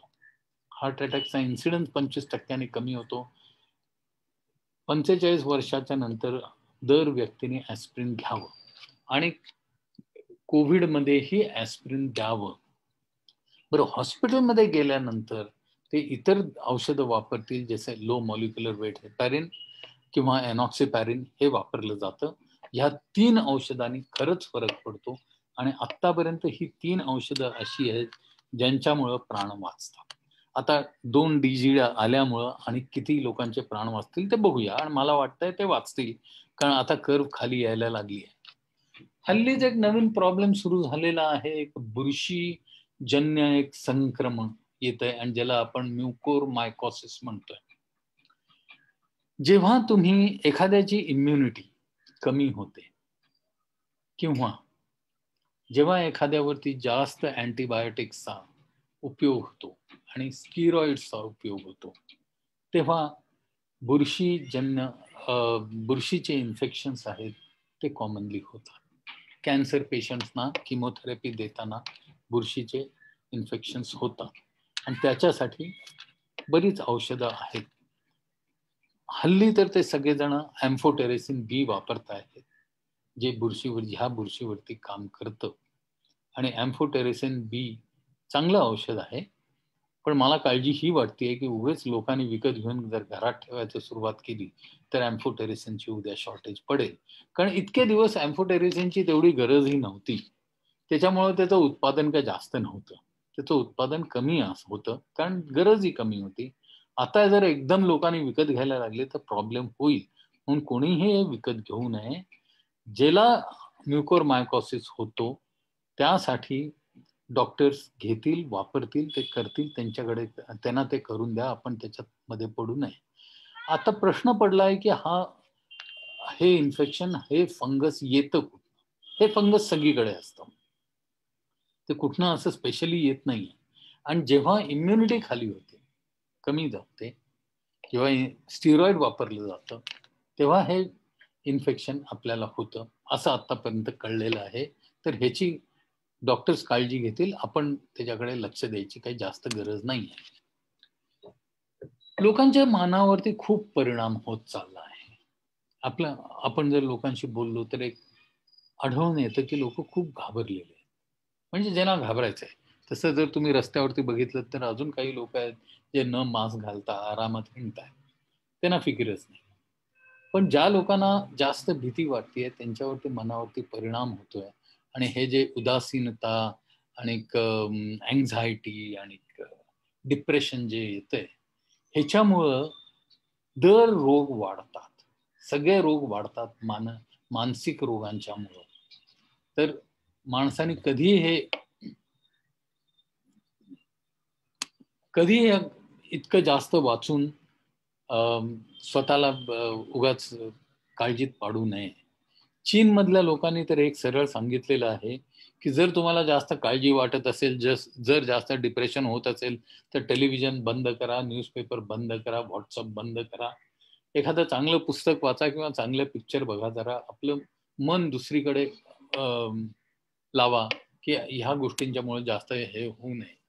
तर स्वतःला हेल्दी ठेवायचा प्रयत्न खूप करायला पाहिजे, ताण जास्त येता कामा नये. म्हणून माझं तर म्हणणं आहे की ते जास्त टेलिव्हिजन बघू नका, कारण त्या टेलिव्हिजन चॅनल्सवर हल्ली नुसते भांडणं आणि मारामाऱ्या चाललेल्या असतात, त्यांना काही अर्थ नाही आहे. आणि आपण जितके आपलं काम केलेलं बरं. आणि मला वाटतंय की आता हा रोग, ही लाट तरी कमी यायला लागलेली आहे. बरेच लोक मी ऐकतो ते म्हणतात की तिसरी लाट येणार आहे.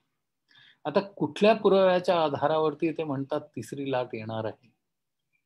की आधी काही लोक म्हणतात की आम्ही मागच्या वर्षीच म्हटलं होतं की दुसरी लाट येणार आहे.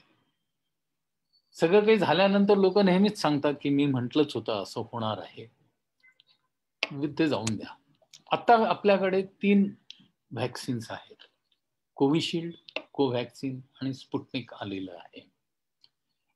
कोविशिल्ड सगळ्यात जास्त अवेलेबल आहे.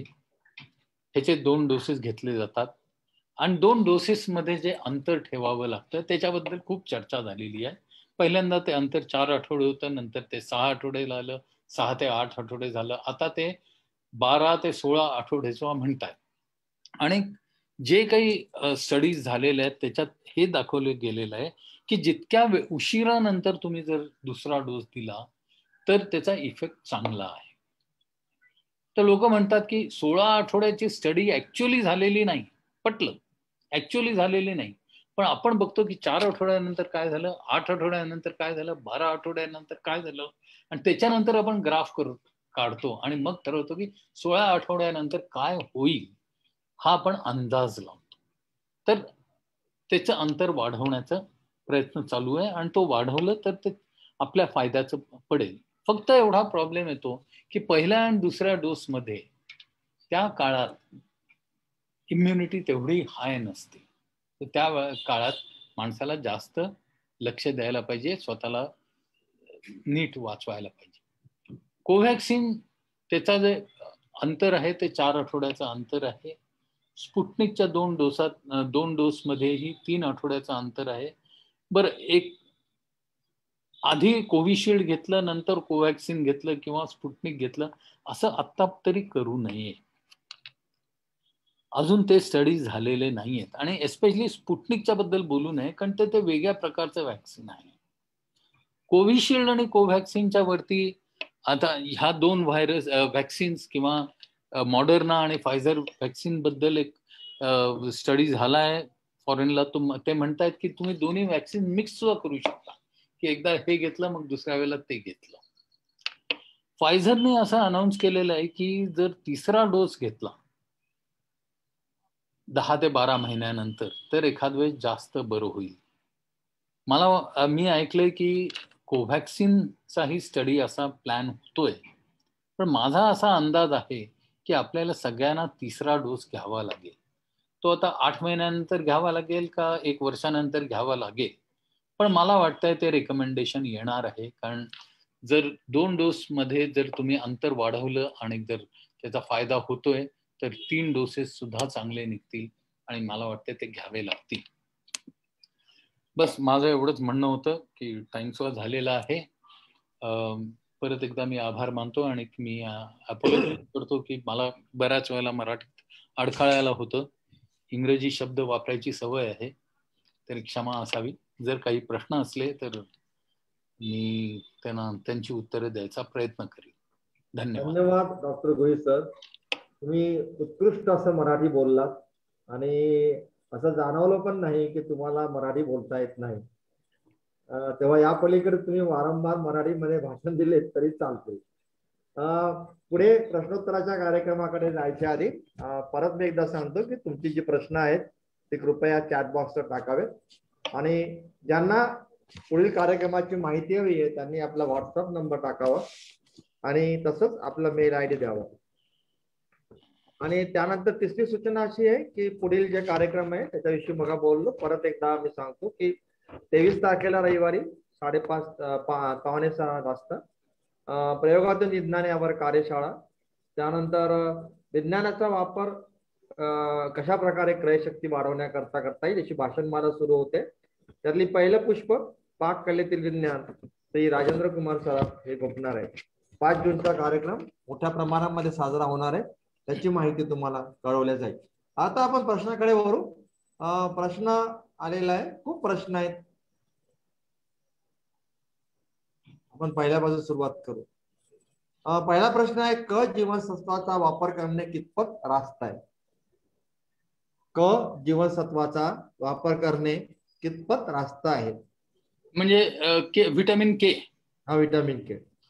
काय आहे की व्हिटॅमिन के असं काही स्पेसिफिकली काही जास्त ऍडव्हान्टेज देणार असं नाही. लिहिलेलं आहे, मग सी लिहायचं ना. क लिहिलंय तर आता क लिहिलंय बरोबर. क आई ब बरोबर आहे. व्हिटॅमिन सी म्हणतात त्या. अच्छा, व्हिटॅमिन सी. तुमच्या सगळ्यांच्या लक्षात असेल की लिनस पॉलिंग, ज्याला केमिस्ट्रीचं नोबेल प्राइज मिळालं होतं, त्यांनी व्हिटॅमिन सी वरती बराच केलं आणि त्याच्या म्हणण्याप्रमाणे सर्दी खोकल्यासाठी व्हिटॅमिन सी घ्यावं, परंतु तो काही जास्त ते प्रूव्ह करू शकला नाही. व्हिटॅमिन सी घेतलं तर काही हानी होणार नाही, काही खराब होणार नाही म्हणून घेतलेलं चालेल. एखाद वेळेस भलं झालं तर होईल. तसा काही एव्हिडन्स नाही आहे की व्हिटॅमिन सी मुळे जास्त फायदा होईल. Yes sir. दुसरा प्रश्न विचारू. आपल्याकडे टेस्ट करण्याचे प्रमाण कमी आहे का? आपल्याकडे टेस्ट करण्याचे प्रमाण कमी आहे का? हो, आहेच. लहान देशांच्या ज्यांच्याकडे चांगल्या फॅसिलिटीज आहेत. काही काही देशांच्या तर इस्रायलमध्ये मी ऐकलंय 100% टेस्टिंग झालेलं आहे. आपल्याकडे मला नाही वाटत की 10% सुद्धा टेस्टिंग सुद्धा नाही झालेलं. आपल्याकडे टेस्टिंगचं प्रमाण कमी आहेच. आपली लोकसंख्या फार वाढवी आहे आणि त्याप्रमाणे आपले तेवढे फॅसिलिटीज नाही आहे, तेवढं टेस्टिंग झालेलं नाही आहे. पुढचा प्रश्न फार मजेशीर आहे. विठ्ठल विठ्ठल म्हणून ऑक्सिजन लेवल वाढते असा व्हिडिओ पाहण्यात आला, त्यात कितपत तथ्य आहे? मला माहिती नाही कितपत तथ्य आहे, पण आधी मी एक ऐकलं होतं आणि एकाने प्रयत्न केलेला आहे की गायत्री मंत्र म्हटल्यानंतर ऑक्सिजन टेन्शन होतं असं त्यांनी दाखवलं, त्यांनी दावा केलेला आहे. पण मी स्वतः म्हणजे मी तो पेपर स्वतः वाचलेला नाहीये, तो पेपर त्यांनी पब्लिश केलेला नाहीये, म्हणून ऐकिवात आहे. पण मला खरंच माहिती नाही की ते खरंच वाढतं का श्रद्धा असल्यामुळं वाढू शकतं का नाही. जरूर. पुढचा प्रश्न आहे, रेमडेसिविर मुळात कशासाठी वापरले गेले? रेमडेसिविर एबोला नावाच्या एका डिसीज साठी आणलं, एबोलासाठी आणलं होतं, पण ते काही चाललं नाही एबोलासाठी. नंतर त्या लोकांनी गिलिड सायन्सेसचं हे ड्रग आहे, त्यांनी विचार केला की कोविड आलेला आहे तर कोविडसाठी आपण प्रयत्न करूया, आणि त्यांनी खूप जोर लावून केला आणि मला वाटतं त्यांनी सगळे पैसे कमवून घेतले तेवढ्यात. त्यानंतर पुढचा प्रश्न आहे, disease is new, there is no data, so the guidelines will change obviously. तुम्ही जे म्हणाला there is no data, so obviously that is going to happen. ते होतच. काय की जेव्हा आपल्याला आता तुम्ही प्लेगच्या बद्दल बघा, स्मॉलपॉक्स बघा, दर रोगाबद्दल बरेच वर्ष अभ्यास केल्यानंतर तो रोग समजतो. हा रोग तर आपल्यामध्ये 1 वर्षापेक्षा कमी आहे आणि आपल्याला अभ्यास करायला 1 वर्ष सुद्धा नाही मिळालेलं. ऑब्व्हियसली आपलं नॉलेज कमी आहे आणि वाढत जाईल. जसा वेळ जाईल तसं आपल्याला जास्त कळेल. गाईडलाईन्स बदलत्या जाणारच आहेत. सायन्स म्हटलं ना तर गाईडलाईन बदलायलाच पाहिजे. जर आपण एक गाईडलाईन घेऊन त्याच्यावरतीच ठाम बसून राहिलो तर ते सायन्स नाही. पुढचा प्रश्न, एखादं औषध नव्या रोगासाठी वापरावं हे कशावरून ठरवतात? नाही, काही इनव्हिट्रो स्टडीज असतात, म्हणजे कॉम्प्युटर स्टडीज आहेत ज्याच्यावरनं त्यांना कळतं की ह्या औषधाची चा फायदा होईल अशी शक्यता आहे.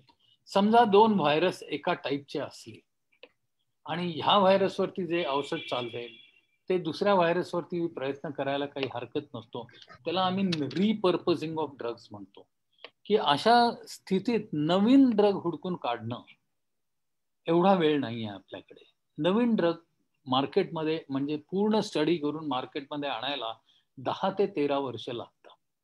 पण रिपर्पजिंगमुळं आपण 1 ते 2 वर्षात आणू शकतो. ह्या वेळेला अतिशय वेगाने लोकांनी काम केलेलं आहे आणि म्हणून ते ड्रग आणलेलं आहे. एक प्रश्न आहे, मी साहेब मी हा प्रश्न घेऊ इच्छितो सराफ साहेब. एव्हरीथिंग इज इन ट्रायल म्हटलंय, सुजाताजींनी म्हटलंय everything is in trial, even vaccines are in trial. बरोबर आहे, सगळं काही ट्रायल मध्ये आहे. बऱ्याच लोकांनी हे म्हटलं की कोव्हॅक्सिनला का परवानगी दिली, लोक मरत होते. तर त्यावेळेला कोव्हॅक्सिनचे काय ट्रायल संपत बसायच्या का लोकांना परमिशन द्यायची? मला वाटतंय गव्हर्नमेंटच्या पुढे हा एक फार मोठा प्रश्न होता आणि जर आपण गव्हर्नमेंटमध्ये असतो तर आपणही हाच विचार केला असता की व्हॅक्सिन येऊन द्या, आपण वापरूया.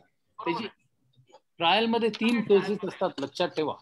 पहिल्या फेजमध्ये सेफ्टी बघितली जाते, दुसऱ्या फेजमध्ये बघितलं जातं की इफेक्टिव्हिटी आहे की नाही, आणि तिसऱ्या फेजमध्ये हे बघितलं जातं की किती इफेक्टिव्ह आहे.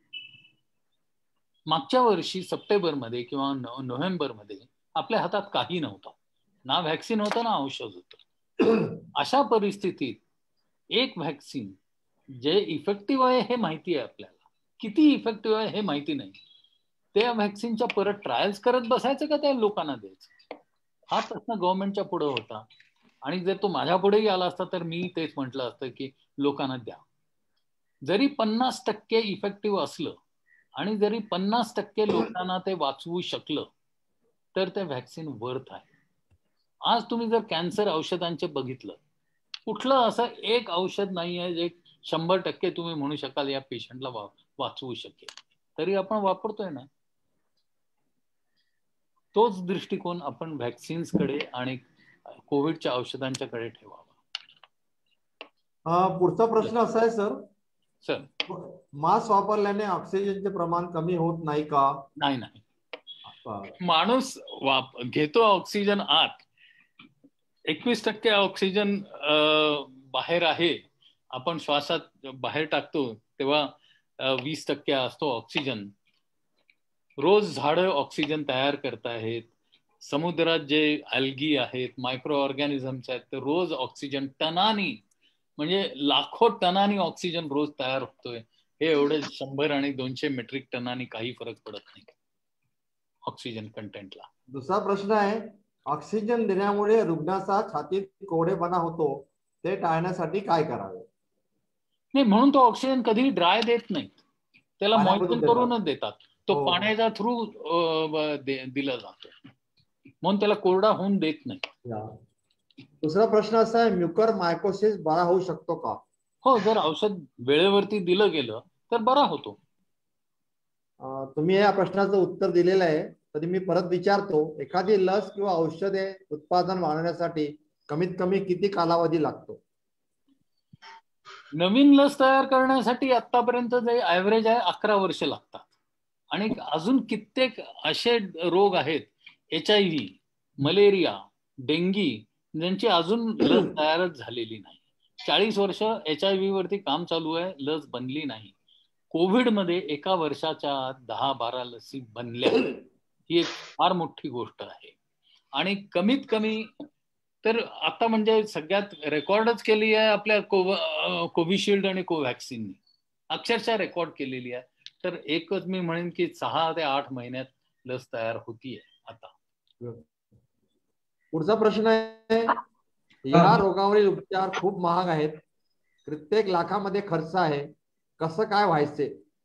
खरं ते सगळे काय एवढे खर्च काय लाखामध्ये नाहीये, ते वाढवून सगळे प्राइसेस चाललेलं आहे. आतापर्यंत जी औषधं वापरली जात आहेत, जी खरी औषधं काम करतायत, ती डेक्सामेथाझोनची गोळी 1 रुपयाला आहे. हेपॅरिन जे वापरलं जातं ते दिवसाला 20 ते 25 रुपयाचं हेपॅरिन आहे. आणि खरं म्हटलं तर ऑक्सिजनची किंमत ही तेवढीच आहे. या रेमडेसिवीरच्या मागे लोकांनी हजारो रुपये जे घालवले ते गरजेचे नव्हते. हो, खरंय. पुढचा प्रश्न आहे, फीवर आल्यावर किती दिवसांनी RT-PCR करावी?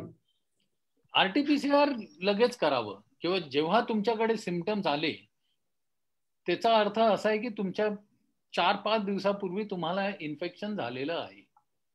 सिम्पटम्स यायला 4-5 दिवस लागतात, त्यावेळेला तुम्ही RT-PCR करावं लगेच. दुसरा एक प्रश्न आहे, कमी टेस्टमुळे रुग्णसंख्या कमी दिसत नाही का? हो, कमी दिसते, पण जास्त टेस्ट केले तर जास्त दिसेल.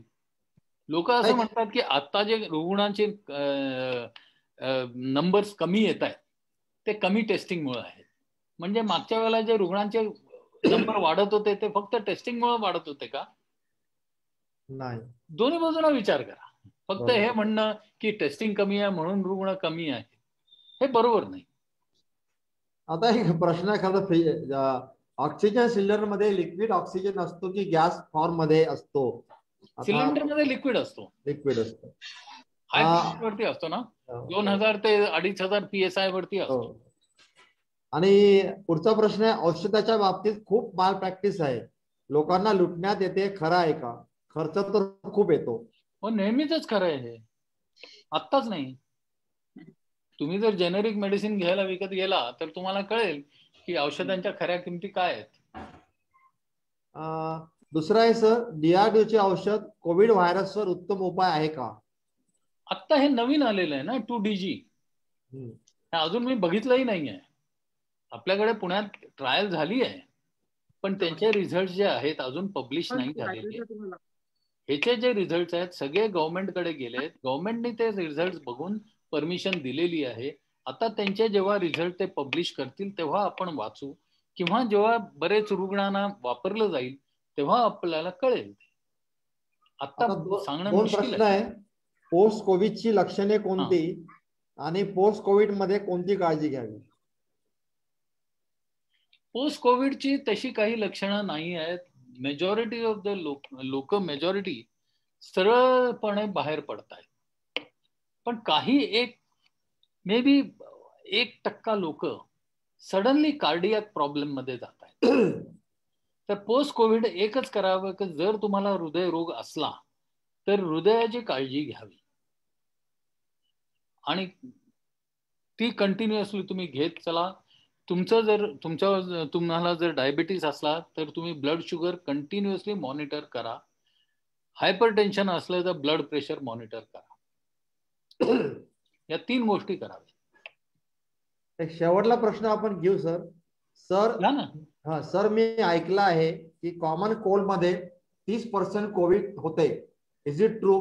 नाही. कॉमन कोल्ड मध्ये कोविड होतं? नाही, शक्यता नाही. नाही. मला वाटतंय जवळजवळ सगळे प्रश्न संपलेत आणि फेसबुकवर काही प्रश्न दिसत नाही मला. तरी मी एकदा चेक करतो. फेसबुकवर नाही, प्रश्न नाही. फेसबुकवर नाहीये, प्रश्न नाहीये. आता सराफ साहेब, जर कुणाला काही प्रश्न विचारायचा असला तर विचारून दे. मला काही नाही, आपले ते शेवटले 4-5 मिनिटं असतात आणि त्याच्या वेळेला आपण म्हणजे तो आता कोणाला संपले प्रश्न विचारले तेव्हा आता आपण अध्यक्षीय समापनाकडे वळू. अतिशय उत्तम आणि माहितीपूर्ण सोप्या सरळ भाषेमध्ये सर्वांना समजेल असं एक भाषण झालं. खरं तर कोविड ही जी महामारी सुरू आहे, जेव्हापासून सुरू झाली तेव्हा आपल्यामध्ये भीती, दहशत, खरं तर मी दहशत शब्द वापरतो. दहशत कशामुळे झाली ती माहिती आहे. मीडियामुळे. इतने लोक मर गए, इतने लोक मर गए, पहिले तर मराठीमध्ये शब्द यायचा सुरुवातीला, इतके लोक बळी गेलेत. शेवटी मी माझा प्रयत्नाने पत्र लिहिलेत, खूप लोकांना पत्र लिहिले आणि शंकेतला शब्द काय, लोक बळी म्हणजे का कापून काढलेत का, तुम्ही त्यांना मृत्यू पावले म्हणा किंवा मरण पावले मिळात असं म्हणा. तेव्हा बळी शब्द हा गायब झाला. तर असे सगळं घडत गेलं आणि खरं तर मला एक सांगावंसं वाटतं की औषधाचा जेव्हा रोग होतो आणि रोग कळतो नवीन, खरं तर सगळे रोग, सगळे विषाणू, सगळे जीवाणू हे जगामध्ये अस्तित्वात आहेत. प्रश्न असा येतो की त्यांना संधी मिळत नाही. म्हणजे डॉक्टर दागिनवाला ज्यांनी मला मायक्रोबायोलॉजी शिकवली त्यांचं वाक्य असं होतं की तुमच्या शरीरावर सूक्ष्म जीवाणू आहेत, काही चांगले आहेत काही वाईट आहेत, आणि वाईट जे आहे ते संधी शोधतात की केव्हा तुम्ही तुमच्यामध्ये अशी काही घटना घडेल किंवा तुम्ही वीक व्हाल, कमजोर व्हाल, तेव्हा ते तुम्हाला अटॅक करायला सुरुवात करतात. तेव्हा कदाचित हा कोरोना व्हायरस असेल किंवा नसेल ती गोष्ट वेगळी, त्यावर आपण नंतर बोलूच किंवा आता कधी कार्यक्रम झाला तर आपल्याला कळेलच. परंतु मला आवर्जून सांगायचं वाटतं की रोगाचं उपचार, त्याचं संशोधन केल्यानंतर त्याचा क्लिनिकल ट्रायल पहिले प्राण्यावर, मग माणसावर, मग परत त्याचं स्टॅटिस्टिक्स आणि मग ते त्याचं निर्मिती किंवा प्रोडक्शन, हा सर्व कालावधी व्हायला कमीत कमी 5 ते 6 वर्ष लागतात. तुम्ही कुठलाही रिसर्च पेपर बघा आणि त्यामध्ये सांगितलेल्या ड्रगचं किंवा औषधाचं निर्मिती व्हायला 5 ते 6 वर्ष लागतात. आपल्याकडे भारतीय लोकांनी सिरम इन्स्टिट्यूट मधले डॉक्टर राजेश डेरेनने, तुम्हाला आठवत असेल, ते बोलले होते आणि त्यांनी अहोरात्र प्रयत्न करून बायो इन्फॉर्मेटिक्सच्या माहिती घेऊन, सहाय्यता घेऊन ती त्यांनी लस डेव्हलप केली. आणखीन एक मला असं सांगावंसं वाटतं की आपली मानसिकता ही आग लागली की शांत विचाराने न करता काय करेल ती धावपळ करायची ही आपली सवय लागलेली आहे. त्यामुळे व्यक्ती, एकटा, त्याचं कुटुंब, समाज हा सगळा पॅनिक झालेला आहे. इतका पॅनिक झालेला आहे की मला परवा फोन आला होता आणि मला सांगितलं की सराफ सर, कृपया एक रेडीमिसरचं इंजेक्शन आमच्याकडचं ठेवा, आम्हाला काय पैसे असेल देऊ. त्यांना विचारलं तुमच्या घरी कोण बिमार आहे, ते म्हणले बिमार झाल्यावर, ज्याला कोरोना झाल्यावर त्यावेळेला इंजेक्शन नाही मिळालं तर. म्हणजे ही जी आपल्याकडे घाबरण्याची किंवा भीतीची जी सवय आहे ती कमी व्हायला पाहिजे. आणि सगळ्यात मोठं जे सरांनी सांगितलं ते मला असं वाटतं की औषध आणि शरीर, मन, वातावरण हे सर्व एकत्रित काम करतं. म्हणजे जेव्हा तुम्ही आयसीयू मध्ये जाता, कारण मी बघितलंय, माझ्या मित्रांनी सांगितलंय, आणि तो म्हणाला की आयसीयू मध्ये गेल्यानंतर मी नर्सला सांगितलं की मला झोपूनच ठेवा तुम्ही, डोळे उघडले की मला भीती वाटायची. तर ही जी मानसिकता आहे किंवा मन आहे, आपण याच्यावर सुद्धा कार्यक्रम घेतला होता कोविड आणि मानसिकतेवर, तेव्हा ते आपल्याला मजबूत करायला हवं, ते सक्षम करायला पाहिजे आणि आपण प्रयत्न करायला पाहिजे. आणि पण मनुष्य आहोत, आपण घाबरणार, पण कितकंच घाबरायचं हे एक प्रश्नच आहे. आणि सगळ्यात महत्वाचं मला डॉक्टरांना, बायोकेमिस्ट, जीवरसायन शास्त्रज्ञ आणि पर्यावरण तज्ञ या दोन्ही मिळून मी सांगू इच्छितो की सर, एखाद्या प्राण्यामधून जेव्हा रोग येतो तेव्हा त्या रोगाचं, त्या जंतूचं एक चक्र प्राण्यामध्ये होतं आणि दुसरं चक्र तो माणसामध्ये येतो. जसं उदाहरणार्थ मलेरिया, तो डासामध्ये वाढून नंतर चावल्यानंतर माणसामध्ये येतो. आता हा व्हायरस जो आहे कोरोना, नक्कीच कुठेतरी प्राण्यामध्ये असेल. प्राण्यामधून आपल्याकडे जसं HIV असं म्हणतात की तो कुठल्या तरी माकडापासून आला आणि तिथून तो आपल्याकडे HIV आला. यावर खरंच संशोधन व्हायला पाहिजे. आणि तुम्ही जे आवर्जून सांगितलं की हा विषाणू नाही, हा सजीव नाही, हा सजीव जरी नसला तरी त्याला मध्ये अशी शक्ती आहे की तो सजीवाला मारू शकतो. आणि नक्कीच तुमचं मला खूप आशादायी असं वाक्य वाटलं की, आणि मलाही खात्री आहे ॲज ए जीवरसायन शास्त्रज्ञ, त्यानंतर केमिकल इंजिनियर आणि एन्व्हायरमेंटल इंजिनियर, की जसं सर्दी, तसा मलेरिया, स्मॉल पॉक्स अशा अनेक रोगाबरोबर आपण आता सक्षमपणे आनंदाने जगतोय. आणि उद्या कदाचित ह्या कोरोना व्हायरसला असं वाटेल, म्हणजे पर्यावरणामध्ये एक पहिले पॅरासिटिझम होतं आणि पॅरासिटिझम खूप काळ चाललं की अल्टिमेटली ती सिम्बायोटिक रिलेशन मध्ये कन्वर्ट होतं. कारण त्या पॅरासाइटला माहित असतं की याच्याशिवाय मी जिवंत राहू शकत नाही, आणि त्यालाही माहित असतं की हा मला त्रास देतोय, तोही प्रयत्न करतो होतो. सो दोघांचं हँडशेक होतं आणि अल्टिमेटली दोघं मित्र होतात किंवा एकमेकाबरोबर जगायला त्यांना सवय पडते. आज ना उद्या कोरोना बरोबर जगण्याची आपल्याला सवय होणारच आहे, ही नक्कीच खात्री. आजच्या भाषणाचा मला सगळ्यात मोठा झालेला फायदा तो म्हणजे आपल्याकडे असलेली जी चुकीची समजूत आहे. सरांनी अनेक चुकीच्या समजूवर घणाघात असा हल्ला केला, त्याचा बिमोड केला असं मी म्हणेल. आणि त्या सगळ्या चुकीच्या समजुती की हे असं आहे, अमकाय, असं होतं, तसं होतं, हे करायला हवं, ते करायला हवं. आणि मी नेहमी गमतीने म्हणतो की सध्या जगामधल्या सगळ्या, म्हणजे ऑक्सफोर्ड युनिव्हर्सिटीपेक्षा मोठ्या अशा 2 युनिव्हर्सिटी आहेत, एक व्हॉट्सअप युनिव्हर्सिटी आणि दुसरी फेसबुक युनिव्हर्सिटी.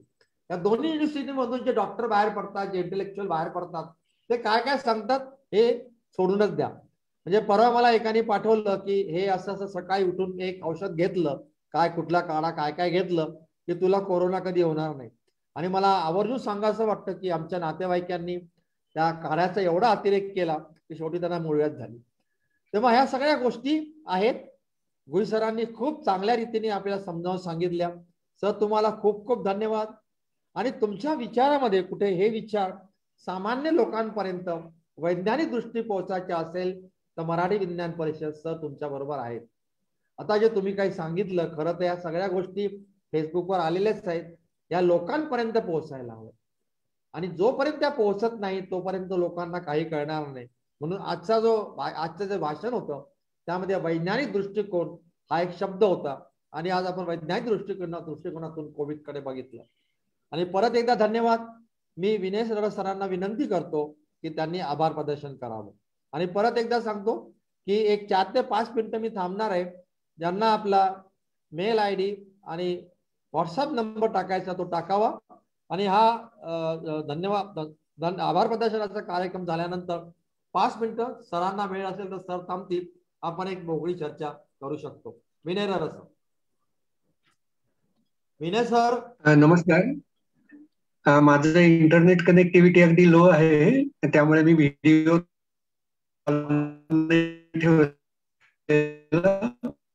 पण ऐकू येतंय सर, बोला.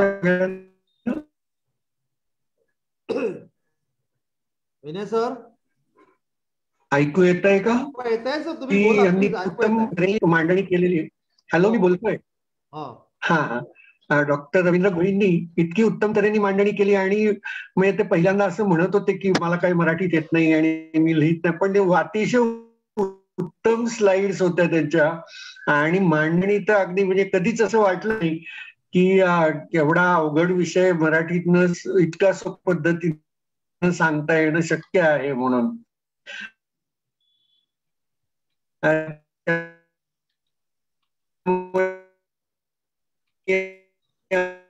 डॉक्टर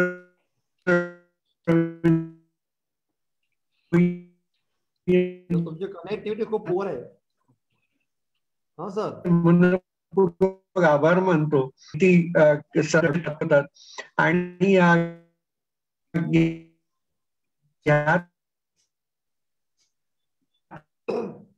सर,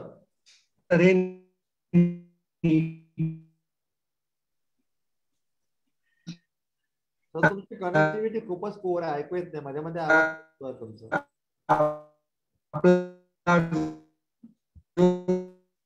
विषय लोकांना समजवर आहे कायमसाठी. हा, आवाज येत नाहीये, पण मी मग थांबतो इथे. अतिशय मनपूर्वक आभार. धन्यवाद विनय सर. आणि एक आभार द्यायचा राहिलाच की डॉक्टर अभिजित सफाई यांनी, म्हणजे आमच्याकडे असे काही व्यक्ती आहेत की जे कुठे हिरे आहेत ते शोधून काढतात आणि मग आपण मराठी विज्ञान परिषदेमध्ये त्या हिऱ्यांचा कार्यक्रम ठेवतो. हा डॉक्टर भोई, रवींद्र भोई या एक खरं तर हिऱ्यापेक्षा मौल्यवान असे आपल्या देशाकरता असे रत्न आहे आणि त्यांना डॉक्टर अभिजित सफाईने शोधून काढलं, तेव्हा त्यांना धन्यवाद. आणि हा कार्यक्रम संपला असं मी अधिकृतपणे जाहीर करतो. एक 5 ते 7 मिनिटं आपण थांबतोय. डॉक्टर भोईंना सुद्धा काही बोलायचं असेल किंवा तुम्हाला काही बोलायचं असेल तर तुम्ही बोलू शकता. आणि ज्यांना आपला व्हॉट्सअप नंबर टाकायचा आणि मेल टाकायचा त्या कृपया टाकावे.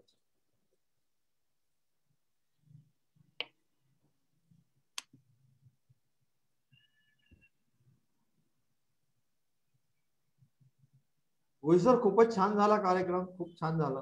थँक्यू साहेब. मला वाटतं की मी आय मस्ट थँक अभिजित, कारण त्यांनी माझ्या सगळ्या स्लाइड्स मराठीत ट्रान्सलेट करण्याचं काम अभिजितने केलंय आणि is done a wonderful job. Thank you Abhijit. आणि सर, मला असं वाटतं की यावर अजूनही वैज्ञानिक दृष्टीने संशोधन होत नाहीये. सगळं घाईघाईनी कन्फ्युजनवर लोक येत आहेत. खूप झालंय सर तसं, खूप घाईघाईने येत आहेत सर. मागच्या एका वर्षात 700 नवीन ट्रायल्स सुरू झाल्या. त्या सगळ्या ट्रायल्सना फार कमी लोकांच्या 10-20-30 लोकांच्या ट्रायल्स केल्या, वाया गेले बरंच काम. आता ते कशाला बोलायचं, जाऊन द्या. आणि दुसरं एक सर, तुम्ही थोड्या प्रमाणामध्ये बोललात, यामध्ये एक आर्थिक बाजू, म्हणजे काही लोकांनी अब्ज रुपये कमवले आहेत सर याच्यामध्ये. ते तर आहेच, अब्ज रुपये कमवले, खूप कमवले. आणि हे सगळं वेल प्लॅन, म्हणजे ज्याला आपल्या मराठीमध्ये बोलायचं तर पेटाच्या टाळूवरचं लोणी खाणे, तसा प्रकार इथे घडलेला आहे. झालं सर. कोणीतरी म्हटलंय की आपल्याला कोविडने नाही मारलं, नाही, आपल्याला ह्या लोकांनी मारलं ज्यांनी औषधं खाली दाबली, आपल्याला त्या लोकांनी मारलं ज्यांनी ऑक्सिजनचं ब्लॅक मार्केटिंग केलं, ज्यांनी रेमडेसिवीरचं ब्लॅक मार्केटिंग केलं, ज्यांनी हॉस्पिटलचे बेड्स लाख रुपयाला विकले. म्हणजे तुम्हाला एक कॉन्फिडेन्शियल सांगतो सर तुम्हाला की हे जे ब्लॅक मार्केट झालं ना, तर आता हे मला कळलं आणि ते कुठे पेपर मध्ये अजून आलं नाही की एक कंपनीच्या थ्रूच झालं. म्हणजे एक मिनिट, फेसबुकचं लाईव्ह बंद करावं असं मी रिक्वेस्ट करतो. ते नेटवर्कच्या थ्रूच झालं. थँक्यू. हा.